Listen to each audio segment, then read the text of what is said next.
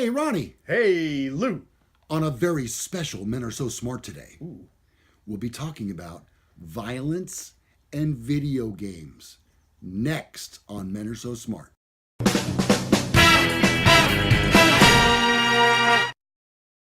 Hi there, and welcome to another episode of Men Are So Smart. I'm Lou Gallagher. And I'm Corvette Ronnie. Our president, Donald Trump, has said America's legislators must do something to tackle the issue of violence in video games.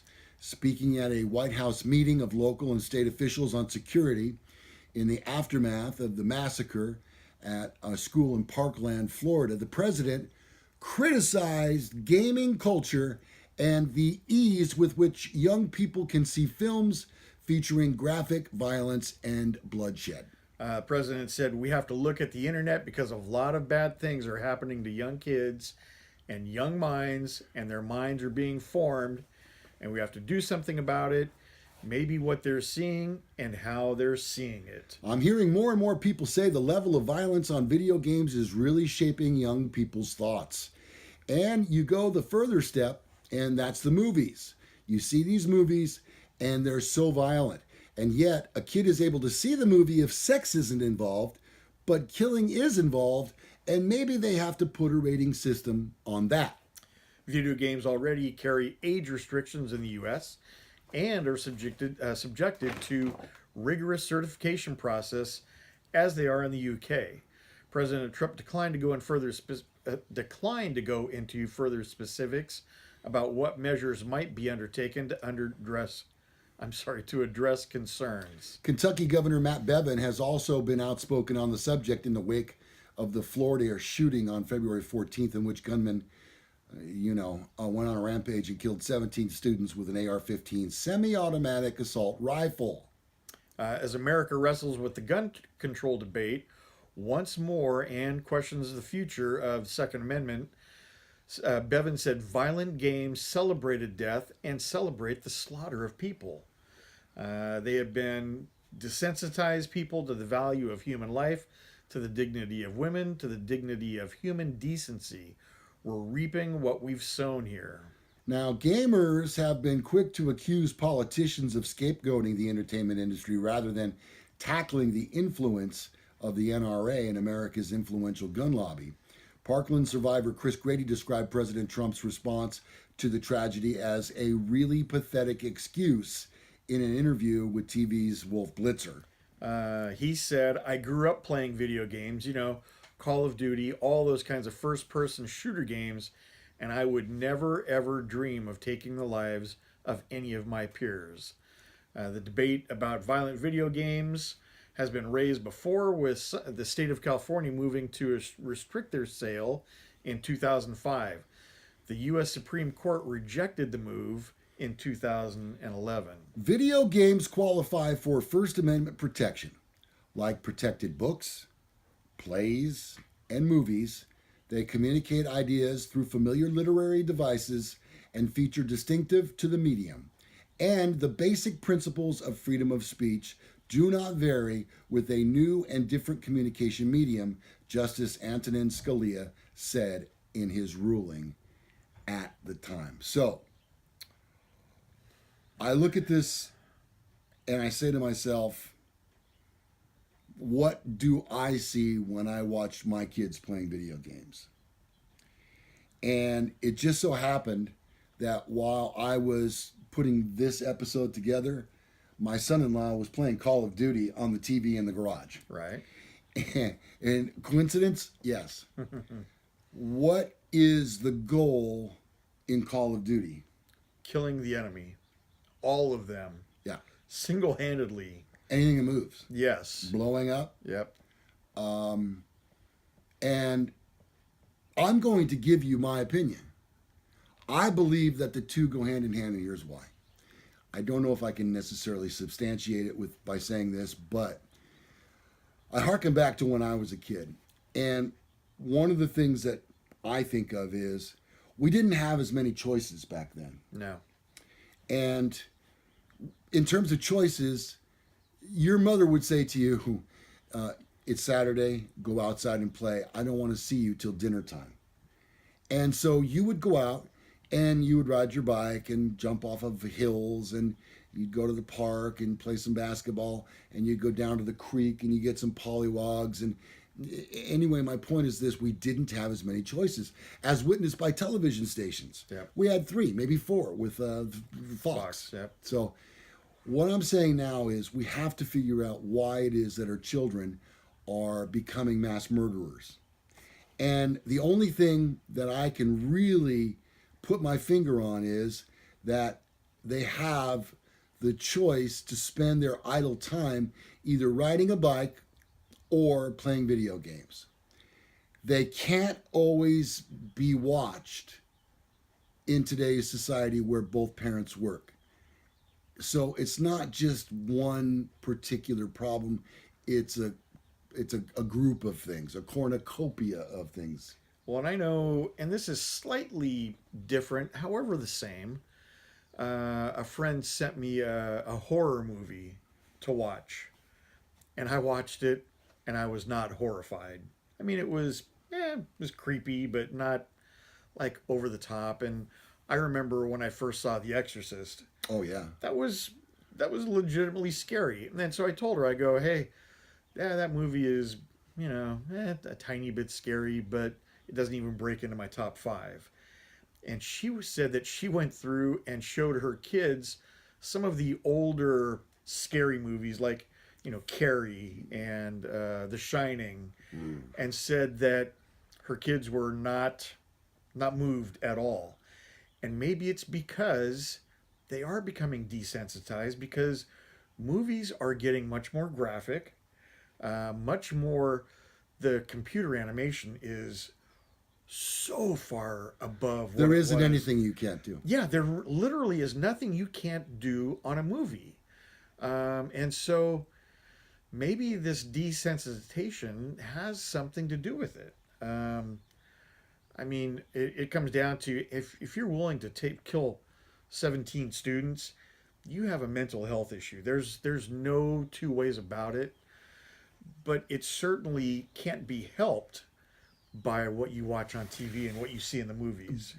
Here's the thing, though. Let's just say for round numbers, let's say that out of 1,000 kids that play violent video games, one of them has a screw loose. Right. That's all that it takes. Yeah. Now you say to yourself, okay, well, what about the other 999 kids? Well, perhaps they've had different parenting. Perhaps they have a different genetic makeup. Perhaps the wiring of their brain is deficient. It's hard to say. But becoming exposed to those games where the end result is killing something, something has to be done.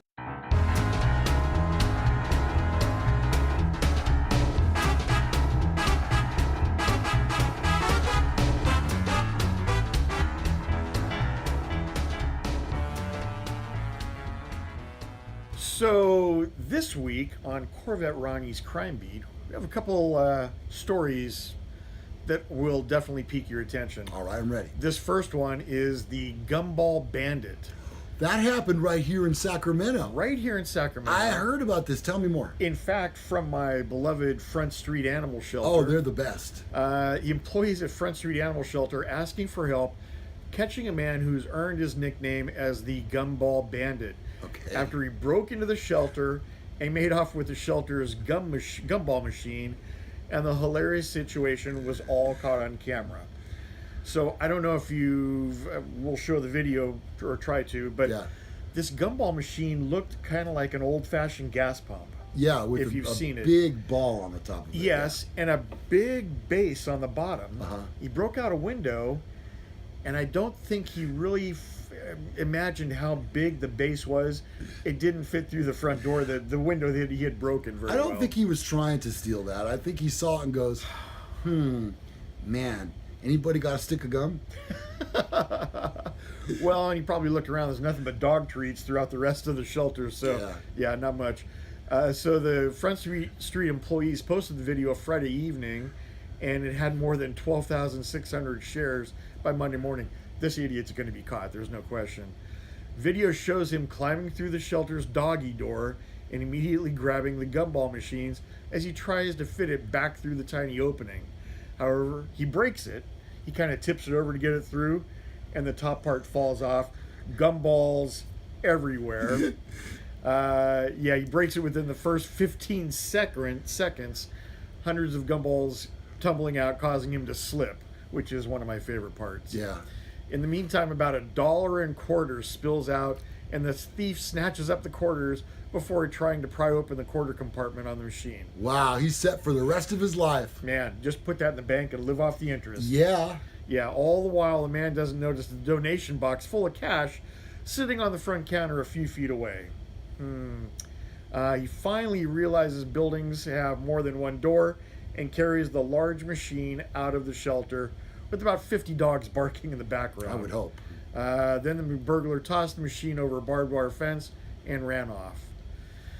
Maybe he was headed for the Gumball Rally, and he had to, I don't know, maybe that was the entrance cost for this. Do you know how hard that gum is in those gumball machines? It would break your teeth. They're like marbles. I know. Yeah, they're jawbreakers. Well, so what was this guy thinking he was going to steal when he broke into the animal shelter? Dogs? I don't think he really thought it through much. Yeah. Because he must have gone in for one thing and then saw the gum machine and thought, Ooh, that shiny. would look really nice by the dining room table by the sliding glass door Of my mom's house. of my mom's house downstairs in the basement. The basement. Yeah. Where she brings me my meatloaf. Yeah. Mom, hand me that controller. That's all I can think of. Is he went in for one thing and saw that. Well, I don't think it was a very well thought out crime. And it's been seen so many times now. Yeah. This guy is going to be caught. It's just a matter of the right person seeing the video. You know what? Well, along that line, if I could just add this, and I don't know if you can comment on this or not, Ronnie, but as a police officer, to what extent is facial recognition being used nowadays? It's a little bit tougher in open society, just because, I mean, unless you happen to have something tattooed across your forehead, it's not as great, and it's expensive. Yeah. I'll tell you who probably has the best facial recognition software out there is Disneyland.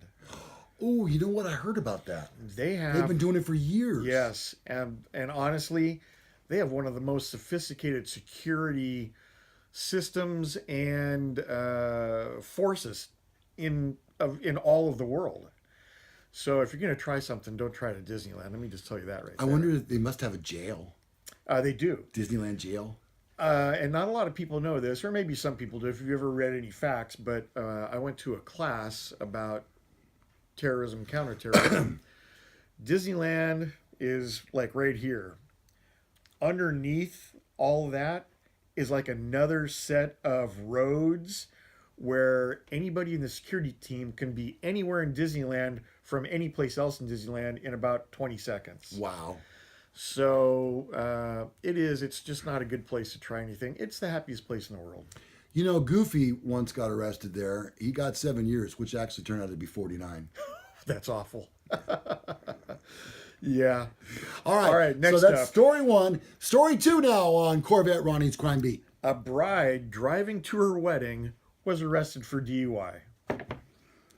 Bad, bad, bad.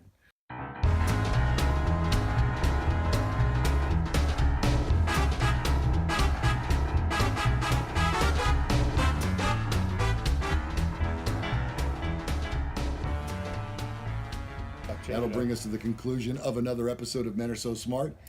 If you enjoyed the show, we hope that you did. I know I did. I did too. Yeah. And I enjoyed your red sweatshirt. Thank you. Your hoodie. I think that's very timely. Perfect timing. You'll find information below. Give this show a thumbs up. And if it's not too much trouble, Skippy, subscribe to the channel. We need a few more. I'm watching all the analytics, and we're getting to a point now where a few of them are dropping off. We need some, not dropping off, but in the graph that comes up. Oh. Some of them are, we haven't had a couple of subscribers in a few days. So we need to do that, okay? Hey. Subscribe to the channel. Doesn't cost a dang dime. No. You'll find the links to social media below and also our website, which is menaresosmart.com. Coming very soon. We'll have the merchandise, which will be the hoodies. Men Are So Smart hoodies. And they'll be available in various sizes and colors as well. Until the next time, I'm Luke Gallagher. I'm Corvette Ronnie. We'll see you. This has been Men Are So Smart.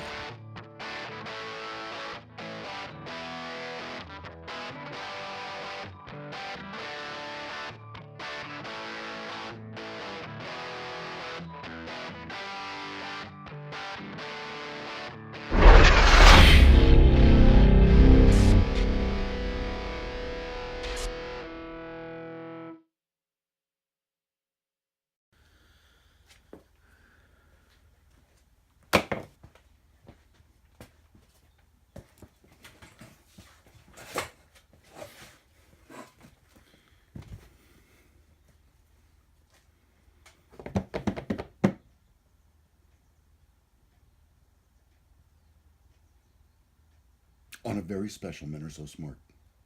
Ooh.